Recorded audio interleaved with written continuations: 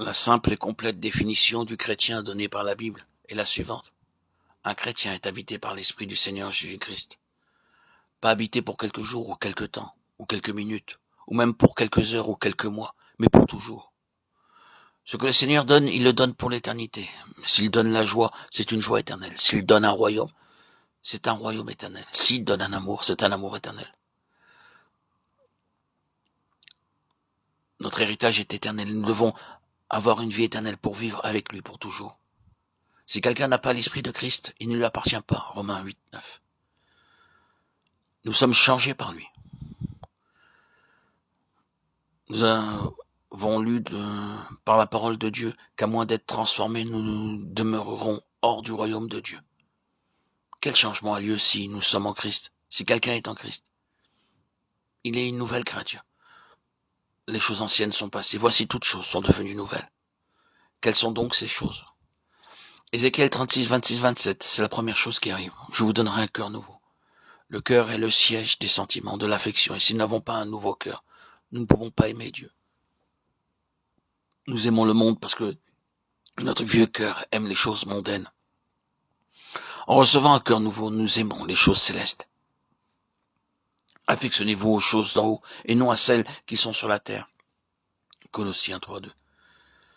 C'est le premier grand changement qui a lieu dans une personne qui a reçu de l'amour pour les choses célestes. Je le sais car cela a été mon expérience. Le Seigneur Jésus-Christ est devenu mon sauveur. Je me souviens clairement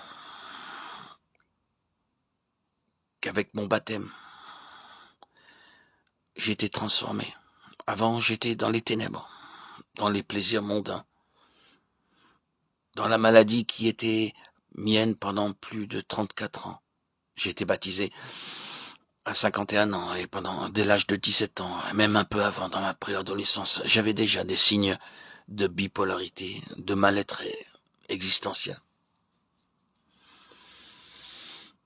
Je cherchais toujours une solution, mais je ne l'ai trouvée qu'avec toi, Seigneur, qui a transformé mon cœur et ma vie. Partout, je cherchais, dans les livres ésotériques, dans la Kabbale, dans les lectures d'un certain mystique, Bhagwan Sri Rajneesh, Osho Rajneesh, que je lisais pendant des années, des décennies. J'avais une bibliothèque, j'en avais pour peut-être à l'époque des sommes astronomiques.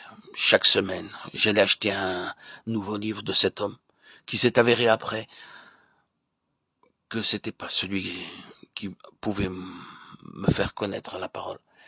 Mais il m'a dirigé vers le Seigneur, car il a écrit de nombreux livres concernant Jésus-Christ. Je me souviens, dès que je commençais à le lire, et je voyais marqué Jésus dans le haut du livre, je le rayais pour pas me faire voir. Car dans le milieu juif, on sait bien que chaque fois qu'on parle de Jésus ou qu'on est un adhérent de la parole de Jésus, on est mal vu. Donc je lisais secrètement Bhagwan Sri Rajneesh, Osho Rajneesh, qui me permettait de connaître ce qu'était le Christ, ce personnage historique à l'époque. Mais je ne lisais pas encore la Bible, le Nouveau Testament, l'Évangile, car pour moi c'était un niveau supérieur. Mais c'est un fait. Dieu vous entraîne toujours, comme pour moi cela l'a été. Il vous entraîne toujours à lire des livres qui le concernent, même si vous n'êtes pas attiré par la parole. Il m'a envoyé cet homme, le Seigneur m'a envoyé cet homme pour que je puisse mieux le connaître et pour que je puisse franchir le pas.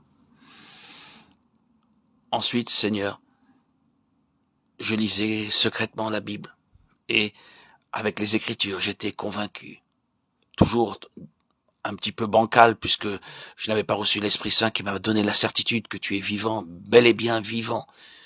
Je le sais aujourd'hui et ma foi ne défaillit pas. C'est toi le Seigneur Christ Jésus, mon Dieu, mon roi sauveur. Je me souviens, si je reviens en arrière, que je lisais la Bible secrètement, mais malgré tout, j'étais toujours dans le doute, car l'Esprit Saint seul peut ôter tous les doutes et nous donner une foi forte. Il a fallu ce baptême, ce 26 septembre 2019, pour que je puisse connaître et goûter la vérité et que ma foi devienne enfin intacte, inébranlable. Tu m'as donné, Seigneur, par ce baptême à mes 51 ans, un cœur nouveau, une vie nouvelle, ton Esprit Saint, ton Esprit Christ glorifié. Et tous mes désirs de ce monde se sont éteints. Et ma maladie s'est dissoute, disparue. Moi qui ai subi des médicaments, des hospitalisations répétées. Enfin, Seigneur, par le baptême, j'ai connu la joie de te connaître. Tu as purifié mon cœur, Seigneur. Peut-être parce que ma foi était quand même là, bien présente, même si elle défaillait. Aujourd'hui, je suis heureux. Mon cœur t'est donné, Seigneur. Ce cœur nouveau est complètement et totalement converti. Merci, Seigneur, de m'avoir donné ton esprit. Et je t'appartiens, et j'en suis très heureux. Je suis ta propriété. Tu as transformé ma conscience, ma vie qui était troublée, sans arrêt, des états anxiogènes. Les anxiolytiques et tout ce que je prenais n'est des guerres. Personne ne pouvait m'aider. Toi seul, Seigneur. Merci pour cette merveilleuse rencontre que tu m'as permis de recevoir ton Esprit Saint, Seigneur Jésus. À toi, Seigneur, tout honneur, toute gloire pour les siècles des siècles. Et que toute ma vie, le reste de temps qui me reste à vivre, soit toujours pour affectionner les choses d'en haut et non celles de la terre. Amen. Alléluia.